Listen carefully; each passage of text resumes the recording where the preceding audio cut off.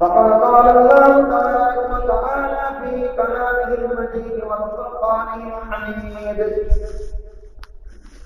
أعوذ بالله من الشيطان الرجيم. بسم الله الرحمن الرحيم. وأما من أوتي كتابه بيمينه فيقول هاؤم كتابيه إني ظننت أني ملاق حسابيه فهو في عيشة راضية في جنة عالية قطوفها دانية كلوا واشربوا هنيئا بما أسلفتم في الأيام الخالية. وأما من أوتي كتابه بشماله فيقول يا ليتني لم أوت كتابيه ولم أدر ما حسابيه يا ليتها كانت القاضية ما أغنى عني ماليه هلك عني سلطانيه. معزز سامعین اکرام حاضرین اجماع، تمام قسم کی تعریفات اس اللہ وحدہ لا شریک کے خالق کائنات و مالک ارض و سما کے لیے ہیں، اور لاکھوں کروڑ درود و سلام ہو اس ذات گرامی پر جن کا نام اسم گرامی محمد اکرم صلی اللہ علیہ وسلم ہے، کہ وہ ذات مبارکہ کے مطہرہ جنہیں رب ذوالجلال نے تمام دنیا والوں کے لیے ہدایت کا ایک اعلیٰ ترین ذریعہ بنا کر اس شخصیت کو مبعوث کیا۔ اللہ صلی علیہ اللہم بارک علیہ۔ ابھی آپ حضرات کے سامنے سورہ حاقہ کی چند آیت تلاوت کی۔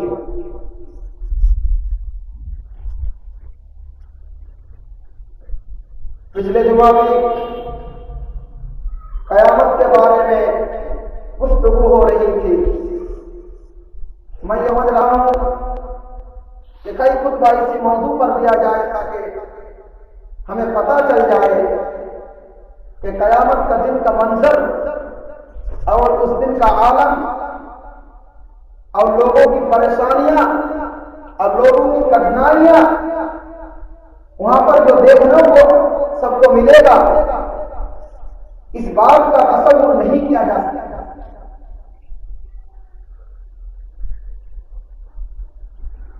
اس دن کے بارے میں بڑے سے بڑے ذہین، بڑے سے بڑے صوفیاء محقق مفسر اس دن کا تصور نہیں کیا جا سکتا، اس لیے کہ نبیوں کا حال بحال ہوگا۔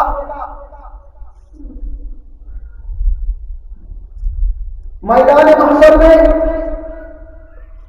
جس جگہ پر سارے لوگ اکٹھا ہوں گے، تمام اولین و آخرین کا حساب و کتاب ہوگا۔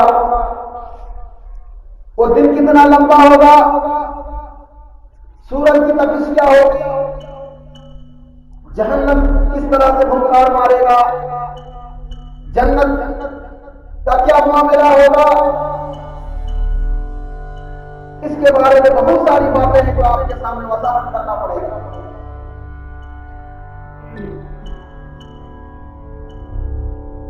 50,000 سنة مما تعودون۔ قیامت کا دن جب قائم ہوگا، ایک ہی دن 50,000 سال کا دن ہوگا، جس دن میں سارے اولین و آخرین کا حساب و کتاب کیا جائے گا۔ 50 دن نہیں، 50 برس نہیں، یہاں پر لفظ آیا 50,000 سنہ، یعنی 50,000 سال کا دن ہوگا۔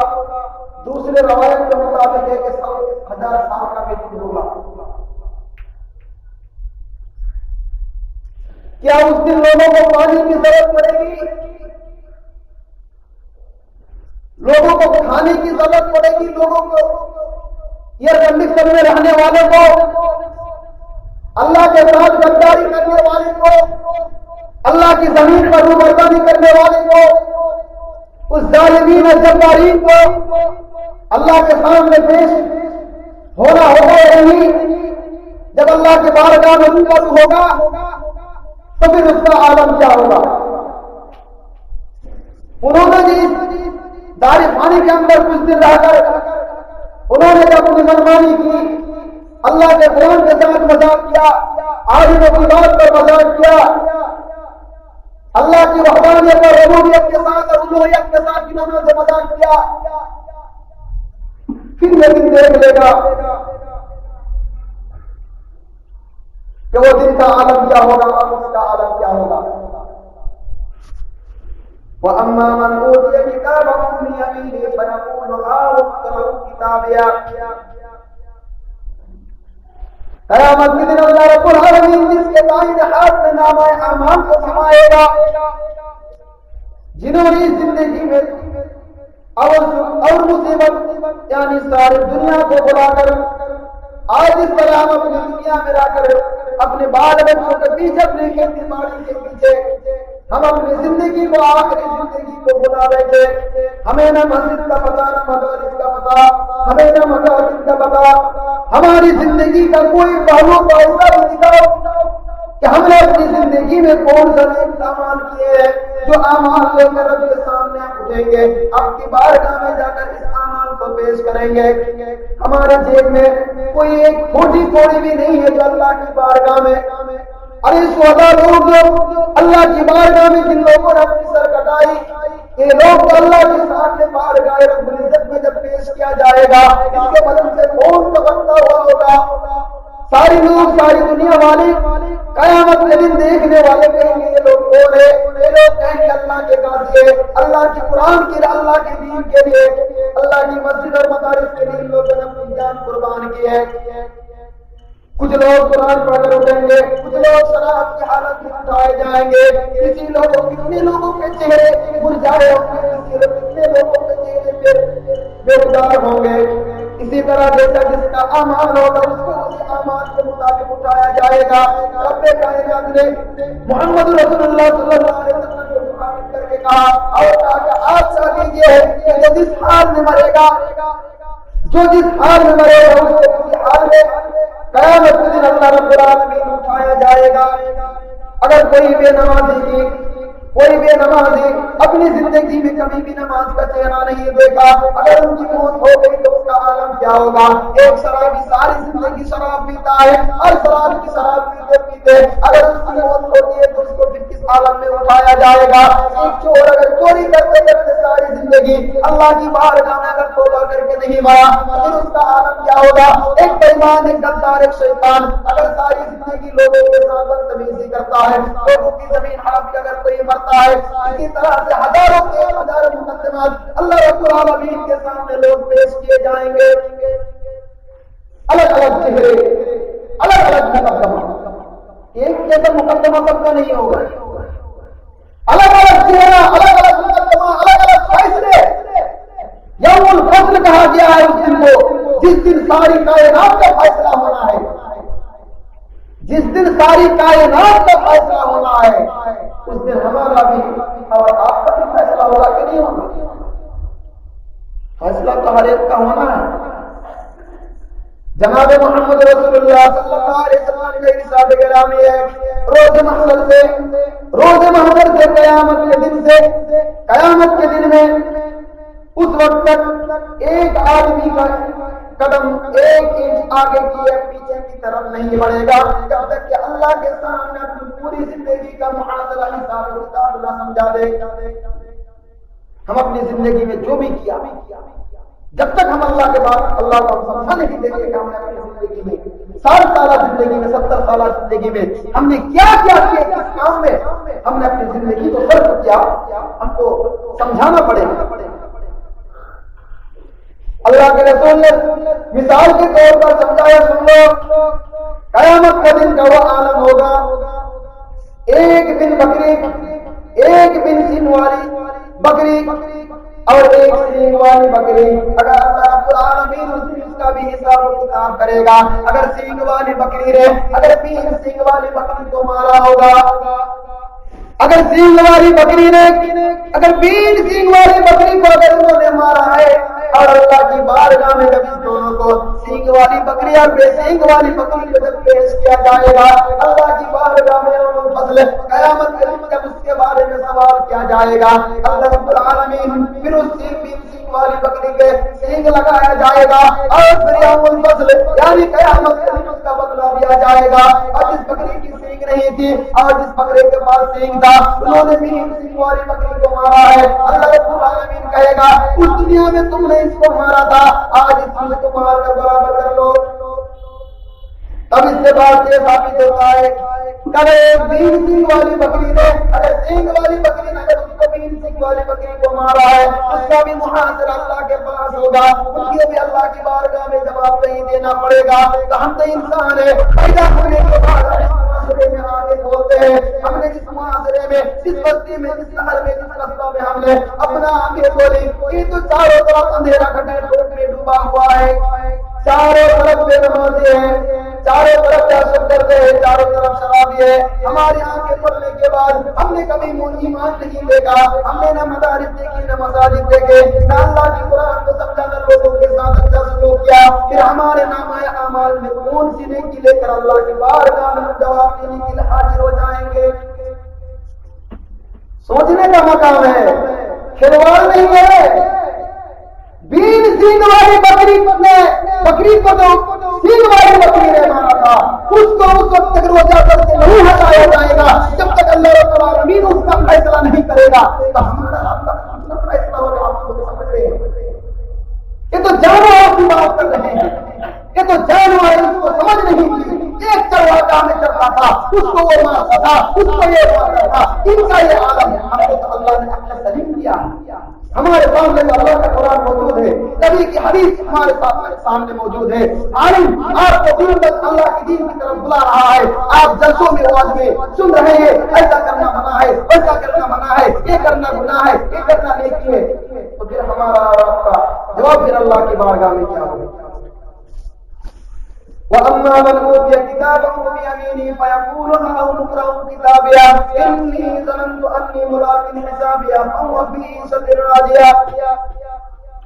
پھر روز محشر کے دن جس نے اپنی زندگی میں اچھے اعمال کیے، انہوں نے نمازیں پڑھی، انہوں نے روزے کیے، انہوں نے اگر پیسہ ہوا تو انہوں نے حج کیا اور زکات نکالی، اعمال صالح کو کیا، انہوں نے یعنی ایک ہی بات سمجھ لی کہ انہوں نے اس زندگی کو اپنی زندگی کے ساتھ ترجیح نہیں دیا، انہوں نے آخرت کو بنانے کے لیے اپنی ساری دولت لٹا دی، انہوں نے اپنی جوانی کو برباد کر دی، انہوں نے بڑھاپے کے عالم میں بچوں کے ساتھ کھلواڑ نہیں کیا، وہ مسجد میں پڑا رہا، یعنی اس کی ساری زندگی اللہ کی وحدانیت اور توحید اور ربوبیت کے اور اللہ کے حکمان و نبی کے فرامین پر گزارا۔ اس نامہ اعمال جب اللہ رب العالمین قیامت کے دن اس کے دائیں ہاتھ میں دے گا کہ آدمی لوگوں کے سامنے چلاتا ہوا مسکراتا ہوا روتا ہوا آپ نے خاندان کے پاس جائے گا، لوگوں کو دکھائے گا۔ قیامت قائم ہونے کے بعد ہی جب میدان محشر میں لوگ جمع ہو جائیں گے اور جمع ہو جانے کے بعد پہلا مسئلہ جو یہ ہوگا کہ سب کا نامہ اعمال تھمایا جائے گا، ٹکٹ تھمایا جائے گا، کس کے بائیں ہاتھ میں؟ ایک شخص کا دائیں ہاتھ میں۔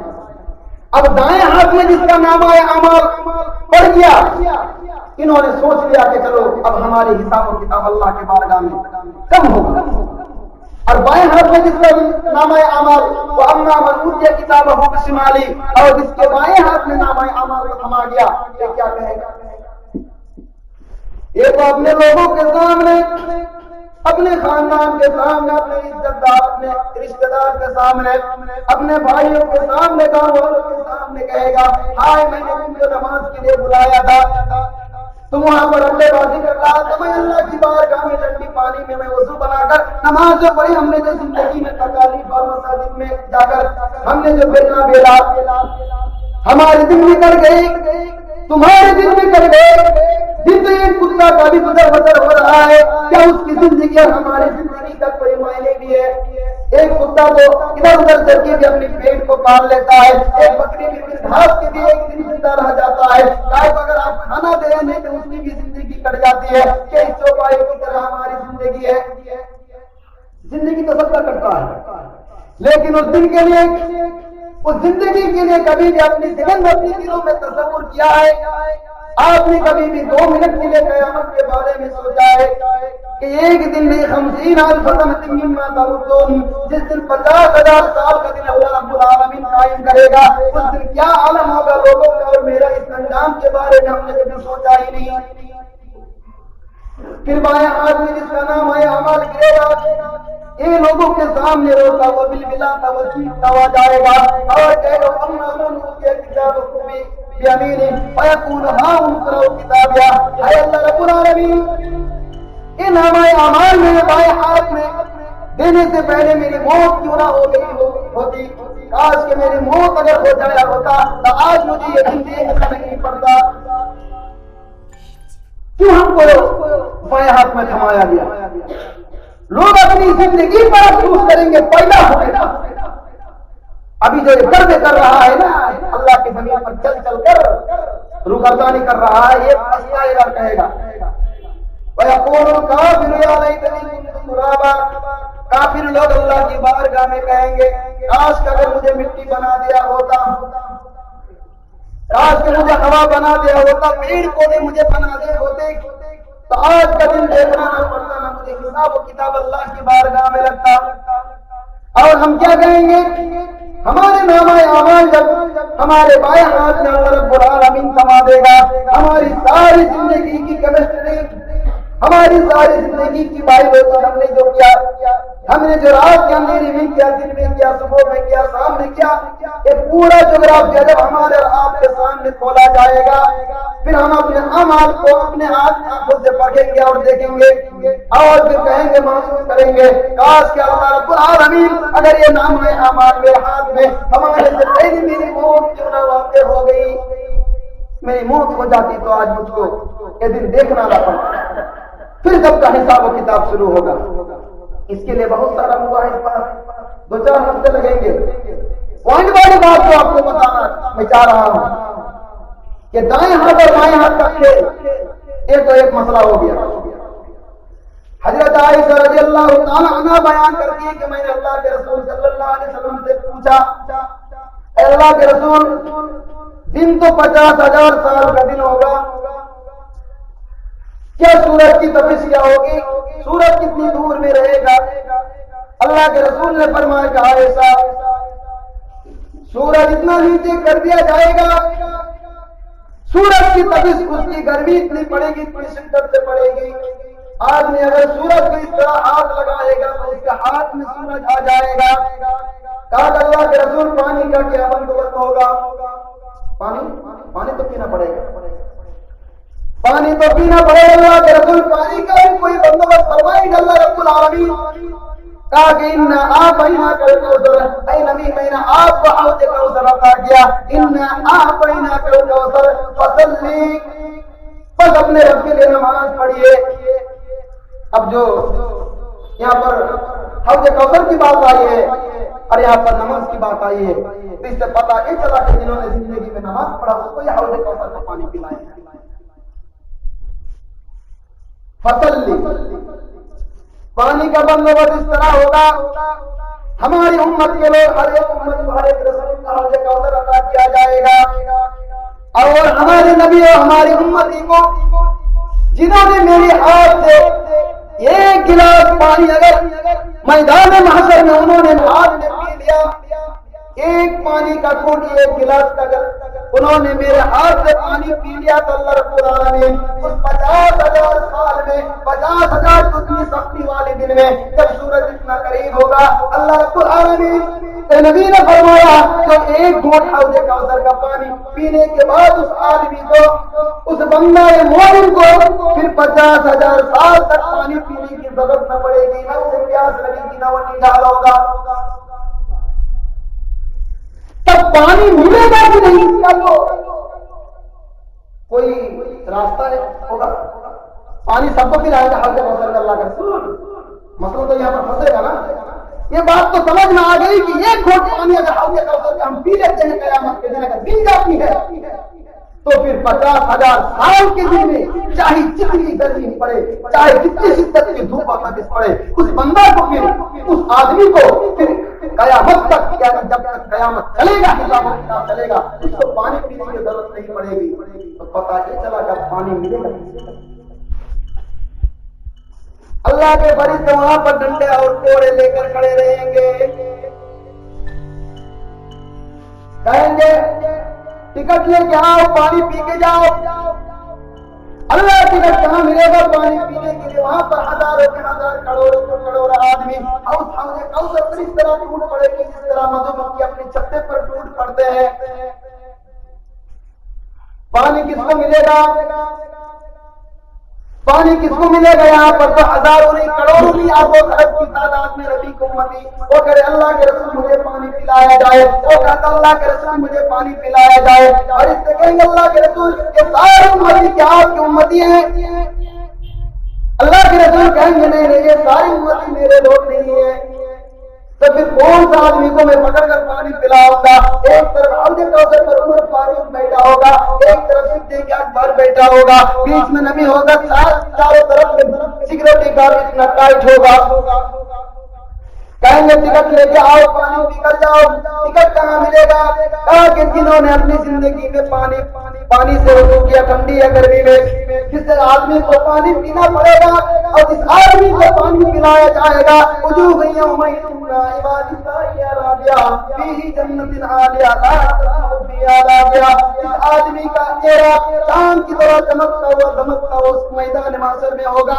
اسی آدمی کو اللہ کے رسول اپنے ہاتھوں سے پانی پلائے گا. فرشتوں ان میں سے جتنے بھی کالا بدترین چہرے ہیں ان کو لات مار کے بھگا دو، اور جو سفید چہرے ہیں ان کو میری قطار میں کھڑے کر دو. اس کو توڑا کستے ہی صحیح، تم نے اپنی زندگی میں بہت کشت اور پریشانیاں کی ہے، لیکن اب یہاں کے پانی پینے کے بعد تم نے نہ اپنی زندگی میں اس طرح کا پانی پیا اور نہ مرنے کے بعد جب تم اس طرح کا سوادشٹ اور میٹھا پانی پیو گے. وجوہ یومئذ ناعمہ، کچھ لوگوں کے چہرے قیامت کے دن میں چمکتے ہوں گے. یہ وہی آدمی ہوگا جو ٹھنڈی رات میں نماز پڑھا ہوگا. یہ نمازی کا چہرہ چمکے گا. پہلے بھی بتایا ہے کہ فصل لی جس کو پانی پینا پڑے گا اس کو نماز پڑھنا پڑے گا. اور یہاں پر بھی مسئلہ یہی پر آ کے کھڑا ہو گیا ہے کہ پانی تو پینے کے لیے امت تو اللہ کے نبی کا امت اتنے ہیں کہ بے شمار امت ہے، کیا سب کو پانی ملے گا؟ اب کس طرح سے پہچانا جائے گا یہ نبی کا امت ہے؟ کس طرح سے پہچانا جائے گا؟ اللہ کے رسول نے کہا کہ سنو، اتنی تعداد کی امت میں اپنی امت کو پہچان لوں گا. عائشہ نے کہا کہ اللہ کے رسول اتنے سارے امت آپ کے دنیا میں اور سارے نبی اور سارے رسول ہوں گے، ان کے تو کچھ امتی ہوں گے، لیکن آپ اپنی امت کو کس طرح پہچانیں گے؟ کہا کہ عائشہ میری بات کو کان کھول کر سن لو. اگر ایک گھوڑے کی ریوڑ میں اگر 100 گھوڑا چلتا ہوگا، ٹھیک، اور میرا سادہ گھوڑا ہے اس ریوڑ میں جا کر شامل ہو جاتا ہے اور چار چراگاہ میں جا کر میرا گھوڑا چلتا ہے، میں اس کو ڈھونڈنے کے لیے جاتا ہوں، مجھے دور سے نظر آتا ہے کہ سفید گھوڑا میرا ہے. ایسا نے کہا کہ اللہ کے رسول آپ کا میرا سوال بھی ٹھیک، آپ کا جواب بھی ٹھیک. کہا کہ یہی مثال ہے قیامت کے دن کا، میں اپنی امت کے دیکھ لوں گا، ان کا چہرہ جو بھی رات کی چاند کی طرح چمکتا ہوگا. ہم نے جو ٹھنڈی پانی میں یہاں تک ہاتھ کو ڈبویا یہاں تک ہمارے چمکتے ہوں گے. ہم نے جو پیر کو دھویا ٹھنڈی رات میں اٹھ کر تہجد کی ہم نے جو نمازیں پڑھی، ٹھنڈی میں لوگ بستروں میں آرام کر کے مزے لے رہے تھے، اسی کا انہوں نے اپنی زندگی میں آنند لیا. گرمی کی دھوپ میں انہوں نے اسی میں رہا. ہم نے اگر اللہ کی بارگاہ میں وضو کیا، ہم نے نمازیں پڑھی، ہمارے ہاتھ بھی چمکتے ہوں گے، ہمارا چہرہ یہاں تک چمکتا ہوگا، ہمارا کان چمکتا ہوگا، ہمارا پیر چمکتا ہوگا. پھر اس چیز کو اور اس نشانی کو دیکھ کر اللہ کے رسول کہہ دیں گے فرشتوں ان لوگوں کو اس لائن پہ کھڑا کر دیا جائے، ان لوگوں کو ماں کے یہاں سے بھگا دیا جائے. سیدھا بات، سیدھی بات، اس میں کوئی ٹینشن ہے نہیں. اللہ کے رسول فرشتوں سے کہیں گے یہی پہچانے میری امتوں کی جنہوں نے اپنی زندگی میں نماز کو پڑھا، ان کا چہرہ چمکتا ہوگا. جس کا چہرہ چمکتا ہوگا اس کلام میں کھڑا کر دو، اس کے علاوہ مار کے منع. فیصلہ ہو گیا پانی کا. ٹائم بھی ہو گیا. تو کہنے کا مطلب یہ ہوتا ہے کہ ہم کو اپنی زندگی میں ایک بار آپ تصور کیجیے کہ ہم نے اپنی زندگی میں کیا کیا. ارے ابھی تو نماز پڑھو، جوان بچپنا چلا گیا، جوانی چلی گئی، بیٹا شادی کرا دیے، پوتی ہو گئی، نانا بن گئے. اب یہ حدیث مراد ہوئی ایمان کے بعد اب تمہارے سامنے کون سی کتاب لا کے ایمان لے کے لاسٹ کتاب، اب کون سی کتاب تمہارے سامنے لا کے کھڑا کر دیا جائے کہ تم اس پر ایمان لاؤ گے؟ اب کتنا آپ کو سمجھایا جائے گا؟ پہلے ہی تو بتایا آپ کو کیا موت کی ہماری گارنٹی ہے. کوئی دے سکتا ہے گارنٹی؟ کوئی نہیں دے سکتا ہے. اسی لیے اپنے اعمال کا جائزہ لیجیے، اپنی زندگی کو کنٹرول کیجیے.